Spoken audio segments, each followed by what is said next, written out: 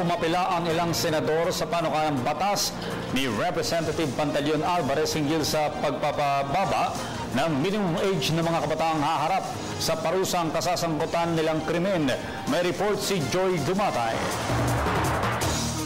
Umapela sina Senador Bam Aquino at Senador Kiko Pangilinan sa inihaing panukalang batas ng presumptive House Speaker ng ika-17 Kongreso na si Pantaleon Alvarez patungkol sa pagpapababa ng minimum age ng mga kabataan na haharap sa parusa ng kasasangkutan nilang krimen.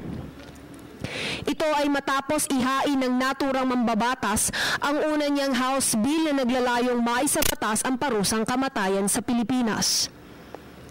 Ayon sa Juvenile Justice and Welfare Act of 2006, ang mga kabataan edad 15 anyos pataas lamang ang maaring mapatawan ng criminal liability.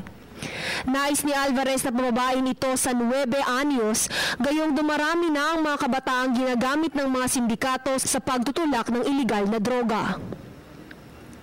Bilang kalihim ng Komite ng Kabataan ng ika-16 na Kongreso, nababahala si Senador Bam Aquino sa posibilidad na baka dumating ang araw na mapatawan ng isang batang 9 na taong gulang ng parusang kamatayan sa ating bansa.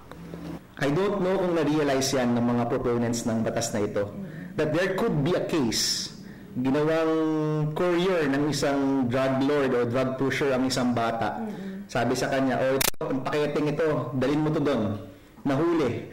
Yung batang yan can actually get life imprisonment or death penalty. Masusing pag-aaral naman sa naturang panukalang batas ang hinihiling ni Senador Kiko Pangilinan. Paliwanag nito, kailangang mas tutukan ang bigat ng kasalanan, gayon rin ang dahilan at kalagayan ng kabataan sa pagsasagawa ng krimen, imbis na ang edad ng mga ito kung sakaling aamyendahan ang batas ng juvenile justice sa Pilipinas.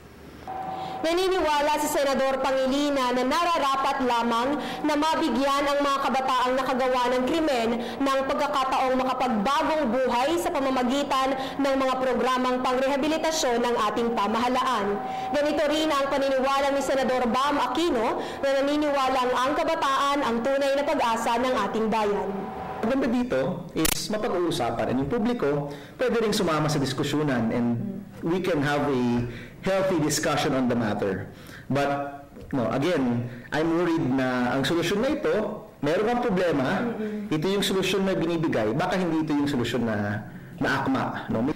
Para sa Telebisyon ng Bayan, ako si Joy Dumatay.